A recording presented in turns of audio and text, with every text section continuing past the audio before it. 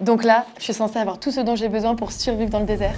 Hello, je m'appelle Magali, je suis ambassadrice Alltrix et d'ici quelques jours, je m'apprête à prendre le départ du Marathon des Sables Atlantic Coast au Maroc sur le format 120 km. Je serai accompagnée en duo par ma grande sœur et c'est notre premier challenge de ce genre. On va faire du coup 120 km avec des étapes pendant 4 jours et le premier défi, c'était de faire son sac à dos et aujourd'hui, je vous montre, je vous embarque avec moi pour vous montrer ce qu'on doit prendre absolument dans son sac. On va commencer par la base, avec quoi je vais courir sur ce marathon des sables. Donc déjà, il y a ma tenue pour courir qui sera sur moi. Un short, un t-shirt, une brassière, j'ai pris ma casquette, les lunettes de soleil qui sont vraiment pour le coup vraiment primordiales et j'ai pris des trucs pour quand même se protéger de la chaleur. Donc vous voyez un buff que je pourrais mettre à la fois sur mon cou mais surtout sur ma tête s'il fait vraiment trop chaud. Et j'ai aussi pris du coup un bandeau pour me protéger du soleil. J'ai pris un imperméable quand même et ça sera surtout pour le soir. Parce que je pense que le matin, de toute façon, il fera trop chaud. En fait, je sais pas trop, c'est que du coup, dans le désert, c'est soit il fait trop chaud, soit des fois, il peut faire quand même froid, surtout au mois de janvier. Donc du coup, j'ai quand même pris des affaires chaudes. Dans l'idée, l'imperméable, ce sera vraiment le soir sur le bivouac avec une tenue de rechange un peu plus chaude pour dormir et être à l'aise. Il y aura un manche longue au cas où et un autre t-shirt. Et dernière chose, ça, je sais pas du tout si je la prends. Soit je prendrai ma doudoune s'ils annoncent vraiment des températures fraîches le soir et la nuit, ou soit je la prendrai pas du tout et pour moi ce serait un petit défi d'essayer de me protéger du froid avec tout ce dont j'ai besoin. J'avoue que du coup je prends 3 paires de chaussettes et ça c'est un conseil que d'anciens participants ont donné, c'est qu'avec le sable il va y avoir des frottements et c'est que du coup ça va forcément peut-être mener à des ampoules. Donc juste changer de chaussettes et d'avoir des chaussettes propres, c'est vraiment important. Et du coup en parlant de sable et de frottement, j'avoue que ça c'est un indispensable, c'est des guêtres que je vais accrocher, en gros je vais fixer sur mes chaussures là. En gros il y a des scratchs mais ça tient pas trop donc je vais vraiment demander à un cordonnier de les coudre sur mes chaussures. Et en fait ça ressemble à ça et c'est plutôt stylé. J'ai jamais testé encore mais bon, ça doit pas être très compliqué. Voilà. Comme un bon trailer, j'ai évidemment mes bâtons. Je prends aussi une lampe frontale au cas où parce qu'il y a une étape de 60 km. C'est sûr que je vais courir quand même quelques temps dans la nuit. Et la dernière chose qui est hyper importante, et ça c'est du matos obligatoire qu'on nous a demandé de prendre avec nous. Donc il y a un sifflet, une boussole et un miroir de signalisation au cas où on est perdu dans le désert. En chaussures, je partirai avec les Vective Pro 3 qui sont des chaussures The North Face avec lesquelles je m'entraîne depuis plusieurs semaines, je suis hyper à l'aise dedans, elles ont au moins 300 km. L'idée c'était d'avoir vraiment des chaussures pas neuves sur lesquelles je pouvais aussi scotcher, coudre mes guêtres. Donc normalement tout est bon, juste je les ai oubliés, mais je vous promets que c'est pas bourbier. Bon maintenant je vous montre la suite. Deuxième chose à prendre en compte sur cette course, c'est une course en autosuffisance, donc évidemment on va parler matos bivouac. Là il y a tout mon matos de bivouac que je vais prendre avec moi. Il y a une chose là pour le moment qui n'apparaît pas, c'est la tente puisque j'ai pas besoin de prendre de tente. L'organisation du Marathon des Sables nous donne une tente, donc ça je suis trop contente, c'est du point en moins sur le sac à dos. Mais tout le reste je dois gérer. Bon je suis pas une pro ou quoi, c'est du matériel normalement que je prends pour mes treks ou mes randos. J'ai racheté quelques petits trucs pour essayer d'avoir du matos encore plus light. Mais voilà, l'idée c'est d'être quand même bien équipé parce qu'on part quand même dans le désert et que la nuit par exemple il peut faire un peu froid, etc. Je pars avec un sac de couchage.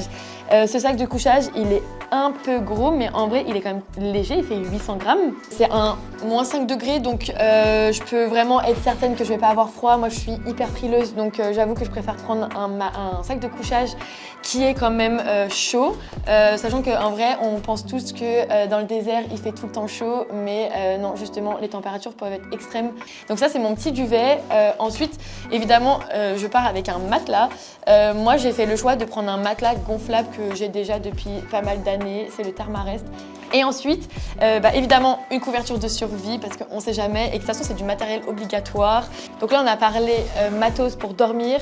Je vais vous présenter ce avec quoi je vais pouvoir manger.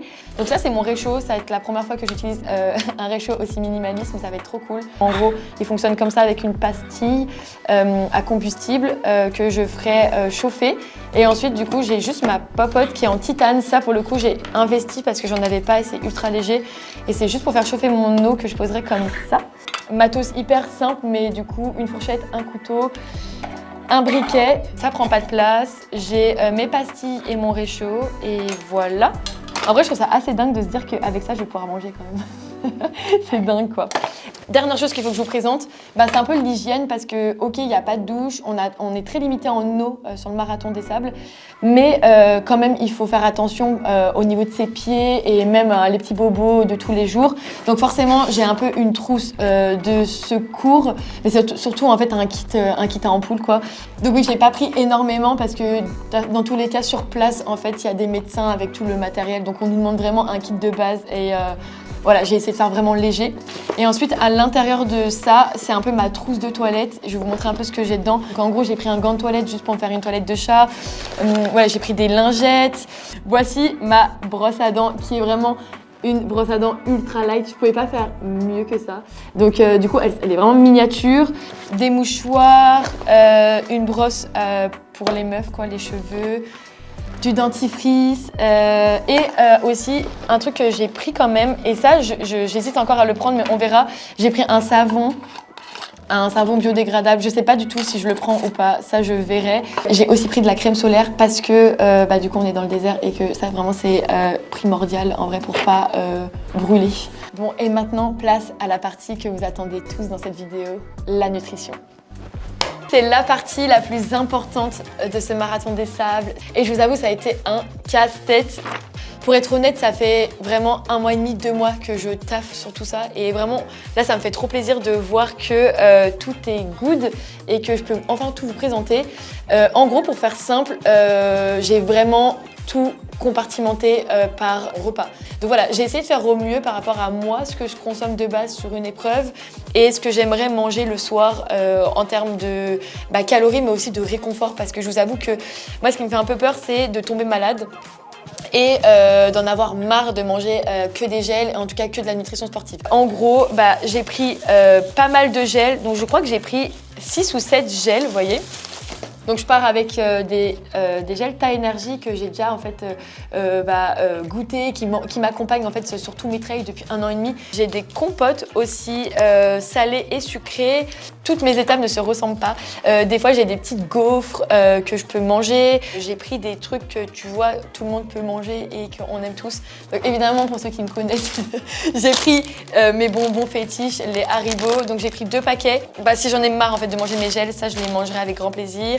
Pour le matin, je vous avoue que j'ai fait plutôt simple. J'ai essayé de trouver des choses que j'aime bien. Donc du coup, je vais prendre une gaufre et une compote.